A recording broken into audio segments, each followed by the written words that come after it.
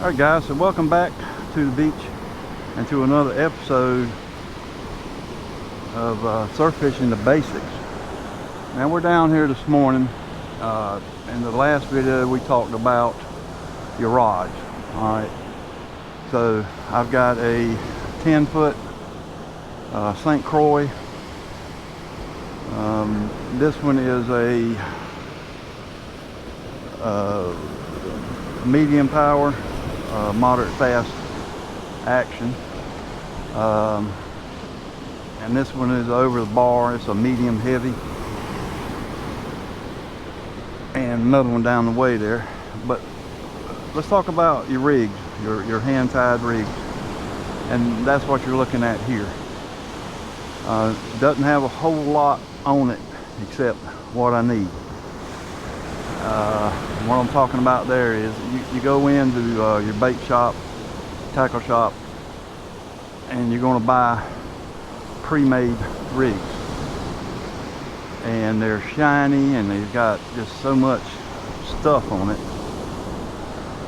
that it's way too much. You see everything here. I've got a swivel here. I've got this rig actually is a dual rig. It's a pompano and whiting rig all in one. But pompano will hit that one, or that one is not really that important. But so hand tying these, you get it custom the way you want it. You get it the length you want. You get how much distance you got between the baits, how much distance you got between the bottom bait and the weight. So I tied these yesterday.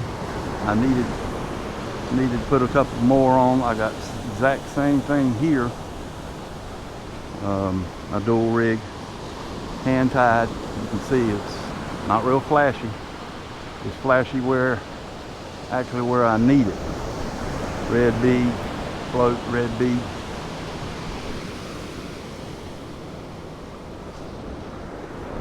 So if you can learn to time yourself, and there's plenty of videos out there, guys, and what I use, I have a jig that I make them with, and I'll pop a picture up here. Alright guys, so here's my board. And as you can see, I have moved things around. That's just what you got to do. There's went online, kind of got some measurements from people, but you really need to make it so it'll work for you and what you're tying. If at all possible, tie your own, or buy rigs that are not so flashy. I don't even have one I can show you. I'll see if I can pull a picture up and show it to you.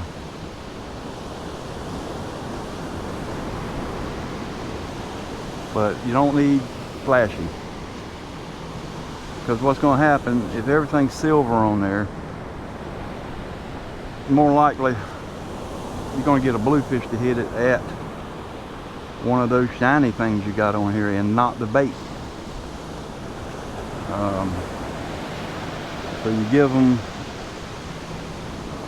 give them just what they need, the bait. When you tying your rigs, you can use monofilament or fluorocarbon. This is actually a fluorocarbon mono mix. So it's a hybrid. It works very good. I tie all of mine with the same line, unless, now if I'm out here on the beach and I gotta tie one, of course I don't have my jig out here, but I do have fluorocarbon with me. If I'm in a pinch, I can tie it out here on the beach. Today we're fishing with a 3-ounce pyramid sinker. Conditions are not bad out here today. You got to use the weight the sinker that is going to work for you. Current may be bad. If I go up to a 4 ounce and it's not holding, then I'm gonna probably put a Sputnik sinker on it. And I'm gonna show you guys what a Sputnik sinker is, just so you know.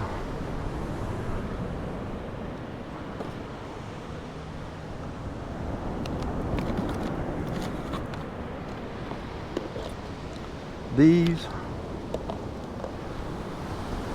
are Sputnik sinkers. And there you go. When you cast this out, this is a 3 ounce, but it kind of acts like a 4 ounce. So you'll get that out there, bury up in the sand, but it will break loose.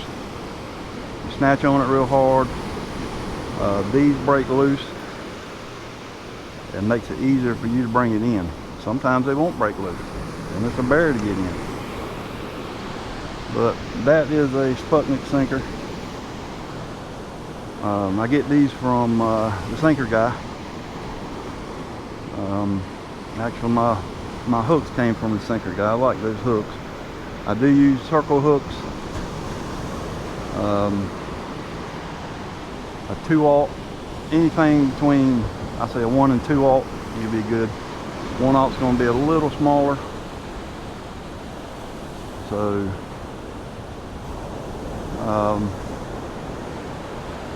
like I said, you're going to be better off you're going to be cheaper. You know, what I've got into that rig right there is pennies. I mean, that's counting everything on there: floats, beads, hooks, weight, and swivel at the top. I think that's if I'm not mistaken, that's a 65-pound swivel. And I buy those in bulk, along with this, I guess you call it a coast lock, but it's a snap for your pyramid sinker. And like I said, as far as the weight goes, you've got to play it, you know, how it looks. You're getting bad currents, you got rough seas, you may need to put something heavier on, or even go with a Sputnik sinker. Today's conditions are not bad. It's picking up out here because the sun's coming up now. But yeah, but like I said, try to stay away from flashy. The less the better, and it'll pay off. I had one, I don't even know what went with the one I did have. It was so shiny, silver here, come down to here.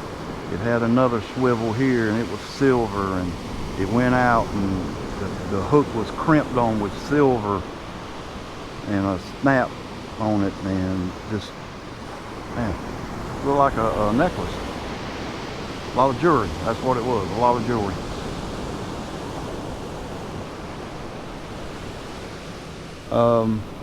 While we're out here, I'm fishing. I've got the Penn Spin Fisher 6 here. I've got 20-pound camouflage mono. You can see it changes colors. This goes to, now this is a 31-pound fluorocarbon mono mix, that hybrid, but the diameter is much smaller than 31 pounds. That's why I like it. On this one, again, I have the Spin Fisher 6 bailless. I've got 20-pound braid going to, again, this 31-pound hybrid mono leader.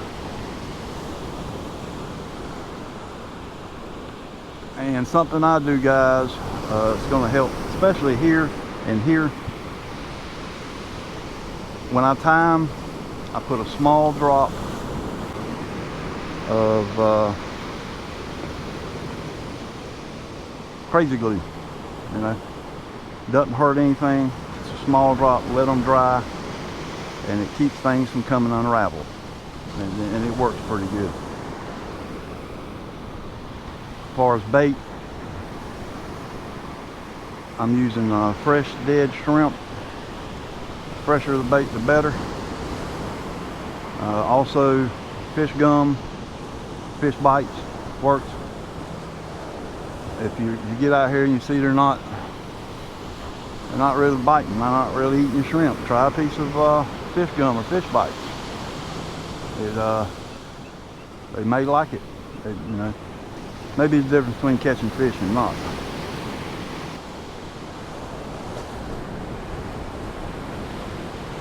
Alright guys, so sand fleas. Got my sand flea rake, and I'm looking. Might be hard to tell through the camera, but when that water washes back out, I can see them right here. Don't know if you can see that. They're sand fleas right there. Their nest right here. I just seen one go in. I know they're right here. I know they're right here. We're gonna wait for this water to come in a little bit, and then there's some right there.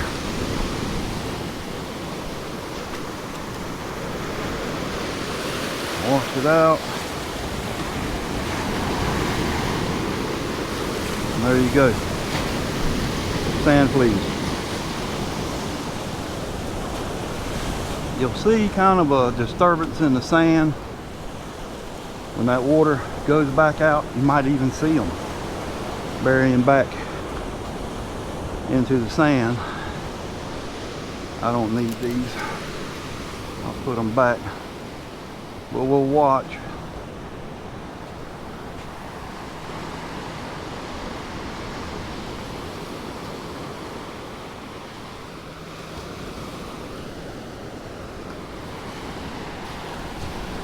I see a large nest down here.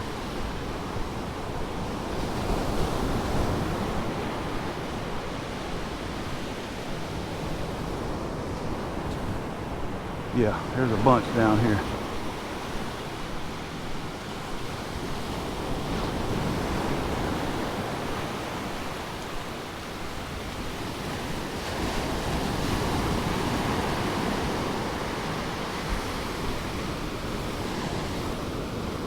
There's a bunch right here.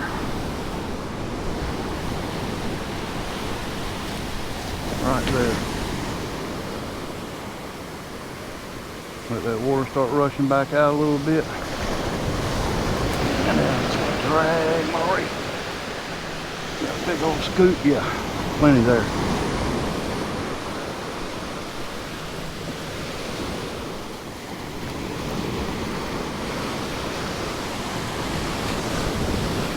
Excellent bait, free bait.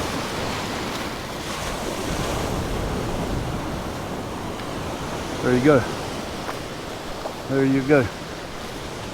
So you're looking for these disturbances. I can see a nest down there. I can see nests down this way. And a couple of scoops, you'll have all you want, all you need. So we're gonna see, this is a large, got a large nest right here.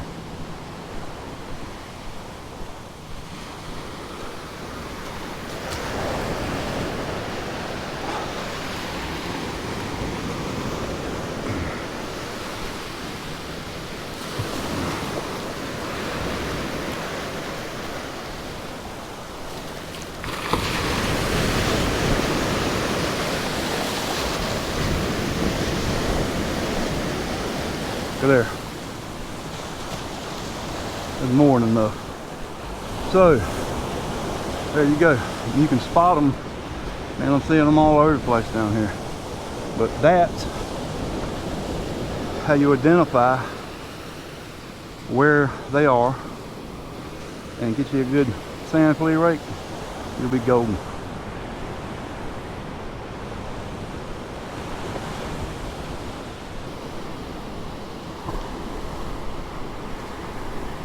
All right, guys, so we're about to wrap it up.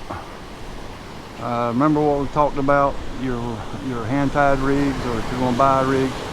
When I get home, get to editing, I'll post some pictures up of some of those, some of that jewelry.